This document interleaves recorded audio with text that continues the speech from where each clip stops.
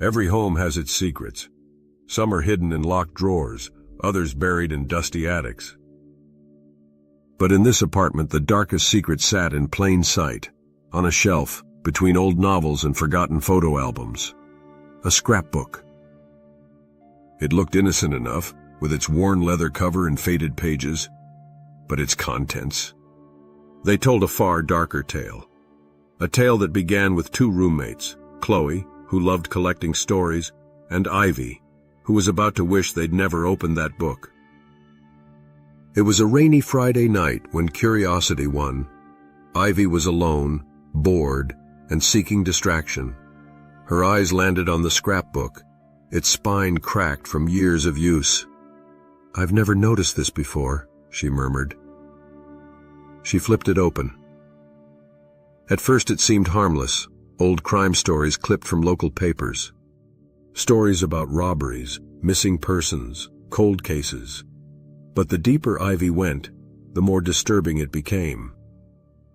Each article was marked with notes, dates underlined in red, and scribbles that hinted at an obsessive mind. And then a chilling realization. These weren't just random crimes. They were connected. Names, places, events, it all seemed familiar. Too familiar. She saw the name of a childhood friend, a cousin who vanished years ago, even a coworker who had mysteriously disappeared. These weren't just crimes. They were stories Chloe had casually brought up in conversation. "Weird how my cousin went missing at that lake," or "My old friend was part of a robbery gone wrong." It had always seemed like small talk, but now it felt like something far more sinister. The scrapbook revealed patterns, connections no one else had noticed. Crimes spanning decades, linked by a single thread, someone who knew the details too well. And then came the last few pages. The final entries weren't about old cases, they were fresh. A missing woman, just days ago. A chilling coincidence. She was someone they both knew. A mutual friend who had been at their apartment just last week. Her face stared back from the page, eyes wide and smiling in the photo, now part of a grim headline. "Local woman vanishes without a trace." Ivy slammed the scrapbook shut. Her breathing quickened, heart pounding. What was this? A twisted hobby? Or something far worse? When Ivy demanded answers, Chloe's response was unnervingly calm. "It's just research," Chloe said, her voice eerily steady. "I like to stay informed." But there was something in her eyes, a glint of knowledge, of control, and an unspoken warning. Don't ask questions you don't want answers to. From that night on, the atmosphere in the apartment changed. Paranoia seeped into every corner. Doors were double-locked, every creak in the floorboards felt like a threat. And then one day, Chloe disappeared. No goodbye, no forwarding address, just an empty room, and that scrapbook left behind on the kitchen table. The cycle had begun again. Sometimes the past doesn't just haunt you, it finds a new home. What stories are hiding in your home?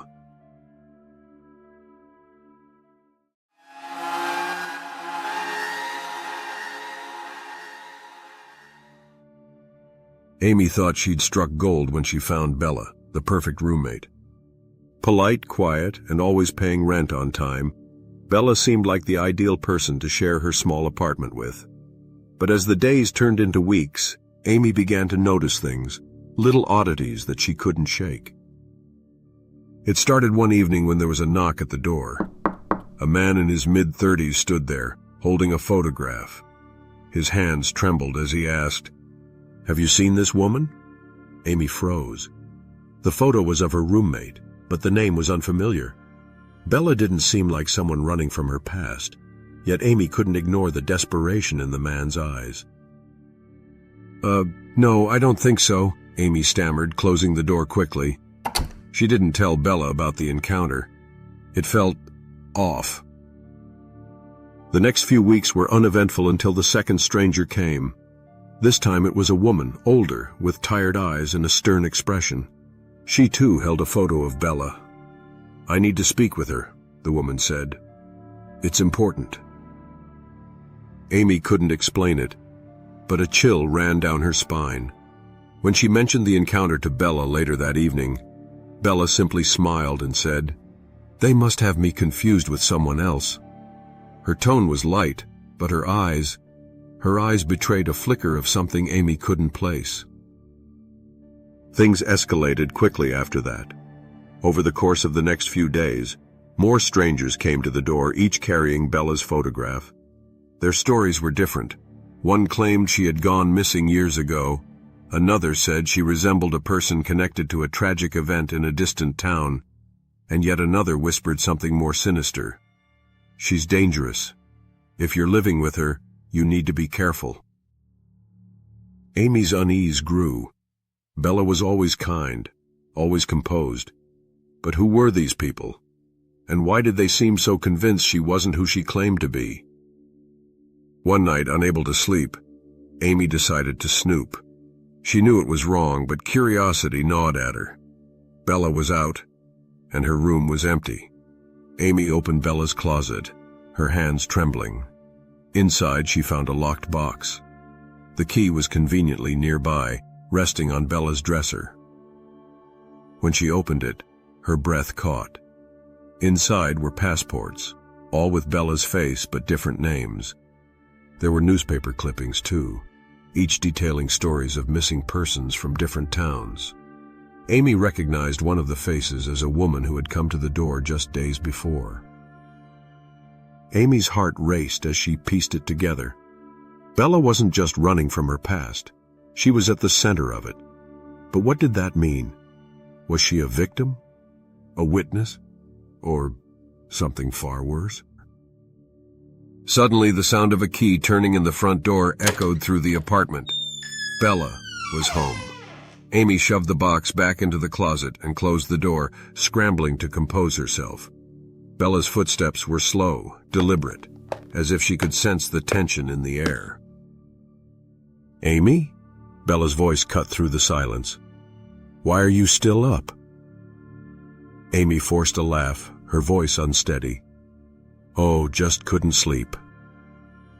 Bella's eyes lingered on her for a moment too long, a small smile playing on her lips.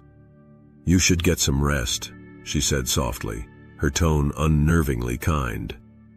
"You've got a big day tomorrow." Amy didn't sleep at all that night. She kept replaying the stranger's warnings, the fake identities, and Bella's unnerving calm. What was the truth? Who was Bella really? And why did she seem to know more about Amy than Amy had ever told her? As dawn broke, Amy resolved to confront her roommate. But when she stepped into the living room, Bella was already there sipping coffee. On the table sat the box Amy thought she'd hidden. Bella smiled, the kind of smile that sent shivers down Amy's spine. "You've been busy," Bella said, her voice calm and measured. "We should talk." Amy's heart sank. She was trapped in her own apartment with someone she no longer recognized. And as Bella gestured for her to sit, Amy realized the only way out of this was to learn the truth. A truth she might not survive. If you're enjoying these stories so far, don't forget to like, subscribe, and ring the bell. Your support motivates us to keep creating even more great content. Now back to our final story.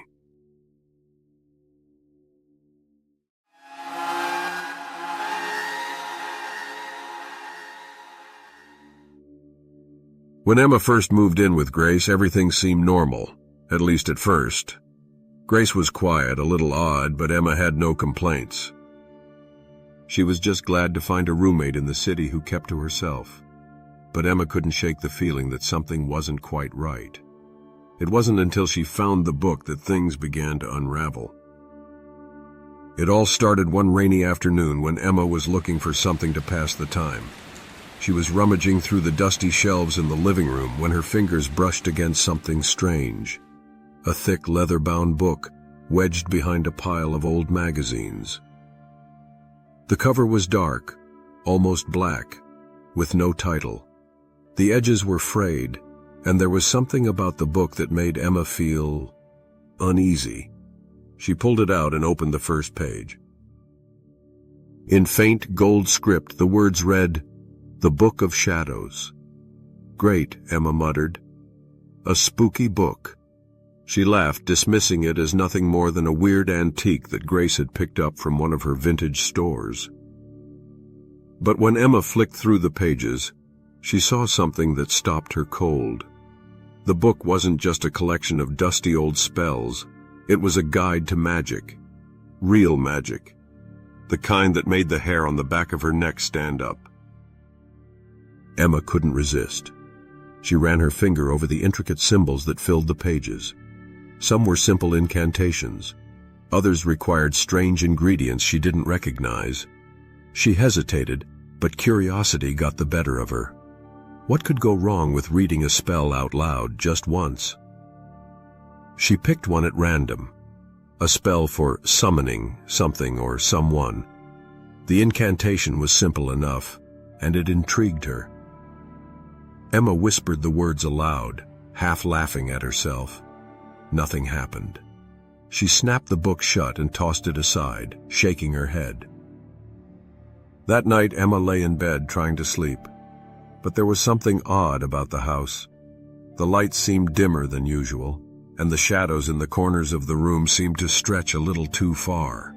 She heard a faint scratching sound, like something scraping the walls.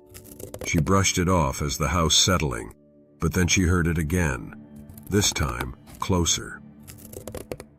When she turned to her side, she froze. In the faint moonlight coming through the window, she saw Grace standing in the doorway of her room, motionless. "Grace?" Emma asked, her voice trembling. Grace didn't answer. Her eyes were wide and blank, almost hollow. "Grace?" Emma repeated, louder this time. Grace's lips parted in a slow, deliberate motion. Don't mess with that book," Grace finally whispered. Emma's heart skipped a beat. "What do you mean?" she asked, sitting up. But before Grace could respond, she turned and left the room. The next morning, Emma tried to forget about the strange encounter. She convinced herself it was a dream, just her imagination running wild. But when she went to the kitchen, she saw something that made her blood run cold. The Book of Shadows was open on the counter. The page with the summoning spell was marked with a strange symbol that hadn't been there the day before. Emma's fingers trembled as she turned the page, the words now familiar in her mind. Suddenly the hairs on her neck stood on end. A whisper, soft like a breeze, drifted into her ear. "You shouldn't have read from the book." Emma spun around, but no one was there. It was then that Emma realized Grace hadn't been acting normal for days. She'd been distant, and the more Emma thought about it, the more she remembered strange little things. Grace had been wearing gloves, even when it was warm, and she never let Emma see her hands, always hiding them in her pockets. That night, Emma couldn't shake the feeling that someone, or something, was watching her. She heard strange whispers in the house, coming from the walls, from the corners of her mind. But every time she tried to confront Grace, her roommate was evasive, always looking over her shoulder as if afraid of being caught. Desperate for answers, Emma decided to confront Grace directly. She waited until late that evening, when Grace was home from her usual errands. "Grace, what's going on?" Emma asked, trying to keep her voice steady. "You're acting strange." Grace looked at her, her face pale, her eyes filled with an almost haunting sadness. "It's the book," she whispered. "You've awakened something." Emma's stomach churned. "What do you mean?" Grace hesitated before speaking again, her voice barely above a whisper. "The book doesn't just grant power. It takes something from you. The more you read, the more it demands. And once it takes what it wants, there's no turning back." Before Emma could react, a loud crash echoed from the hallway. The door to their apartment slammed shut, and the air grew thick and heavy. Grace's face drained of color as her eyes went wide in fear. "They're here," she said, her voice shaking. "You have to leave, now." But before Emma could move, the walls began to tremble. A dark shadow, tall and looming, crept from the edges of the room. The Book of Shadows, still on the counter, began to glow faintly, its pages flipping on their own. The whispers grew louder, more urgent. And then, Emma heard the unmistakable sound of footsteps. Not from Grace, but from someone, something else. And in that moment, Emma realized the book was alive. And it was far from done with her. If you loved this episode, be sure to check out our other videos. Thank you for watching. See you on our next video.